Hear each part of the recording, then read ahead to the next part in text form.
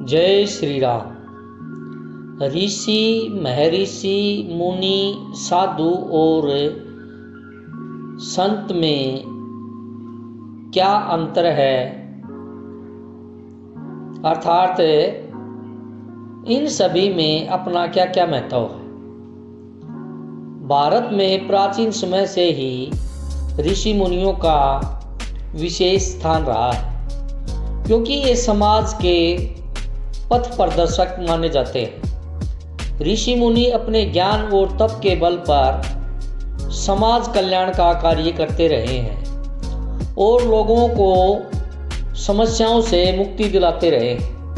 आज भी तीर्थ स्थल, जंगल और पहाड़ों में साधु संत तपस्या करते हुए देखने को मिल जाते हैं। लेकिन क्या आपको पता है कि साधु संत, ऋषि, महर्षि आदि यह सब अलग अलग होते हैं, क्योंकि ज़्यादातर लोग इनका अर्थ एक ही समझते हैं। आइए आज हम आपको बताते हैं कि ऋषि, महर्षि, मुनि, साधु और संत में क्या अंतर है और उनके बारे में लोगों की क्या मान्यताएं हैं। ऋषि वैदिक संस्कृत का शब्द है। वैदिक ऋचाओं के रचयिताओं को ही ऋषि का दर्जा मिला हुआ है। ऋषि को सैकड़ों सालों से तप के कारण सीखने और समझने के उच्च स्तर पर माना जाता है। वैदिक कालीन में सभी ऋषि गृहस्थ आश्रम से आते थे। ऋषि पर किसी तरह का क्रोध, लोभ, मोह, अहंकार और ईर्ष्या आदि की कोई रोक टोक नहीं है और न ही किसी तरह का संयम का उल्लेख मिलता है। ऋषि अपने योग के माध्यम से परमात्मा को प्राप्त हो जाते थे और अपने सभी शिष्यों को आत्मज्ञान की प्राप्ति करवाते थे। वे भौतिक पदार्थों के साथ साथ उनके पीछे छिपी ऊर्जा को भी देखने में सक्षम होते थे। हमारे पुराणों में सप्तऋषि का उल्लेख मिलता है, जो केतु, पुलह, पुलस्त्य, अत्रि, अंगिरा, वशिष्ठ तथा भृगु हैं।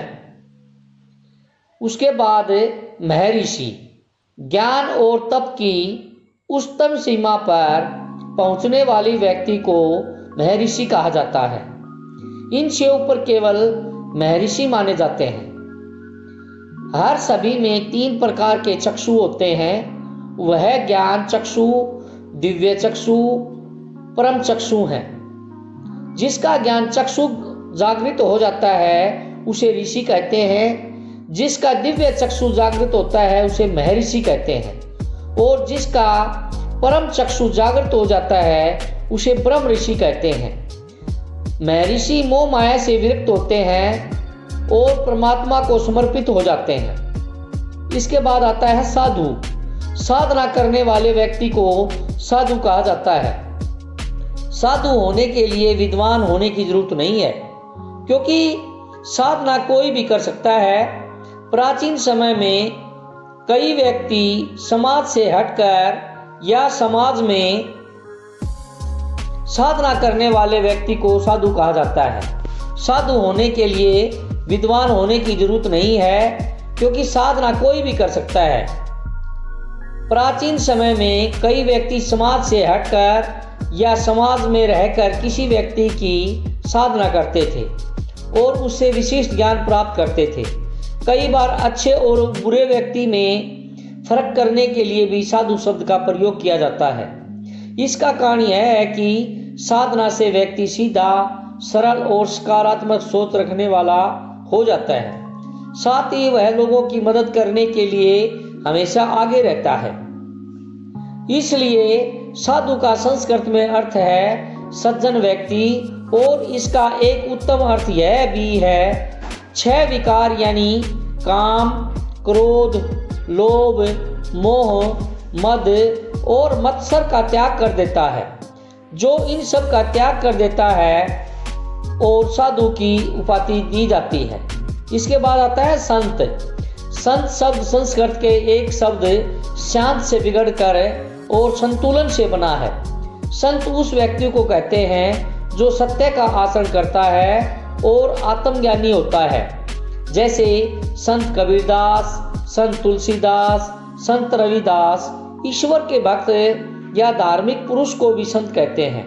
बहुत से साधु महात्मा संत नहीं बन सकते, क्योंकि घर परिवार को त्याग कर मोक्ष की प्राप्ति के लिए चले जाते हैं। इसका अर्थ है कि वह जो भी जी रहे हैं, जो व्यक्ति संसार और अध्यात्म के बीच संतुलन बना लेता है, उसे संत कहते हैं। संत के अंदर सहजता, शांत स्वभाव में ही बसती है। संत होना गुण भी है और योग्यता भी। उसके बाद आता है मुनि। मुनि शब्द का अर्थ होता है मौन, अर्थात शांति। यानी जो मुनि होते हैं वह बहुत कम बोलते हैं। मुनि मौन रखने की शपथ रखते हैं और वेदों और ग्रंथों का ज्ञान प्राप्त करते हैं।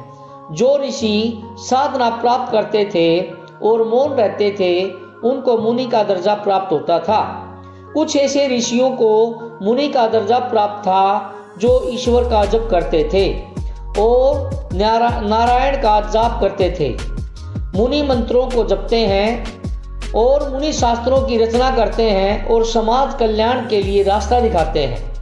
मौन साधना के साथ साथ जो व्यक्ति एक बार भोजन करता हो और 28 गुणों से युक्त हो, वह व्यक्ति ही मुनि कहलाता है। जय श्री राम। अगर पोस्ट अच्छी लगे तो लाइक, सब्सक्राइब और शेयर जरूर करें।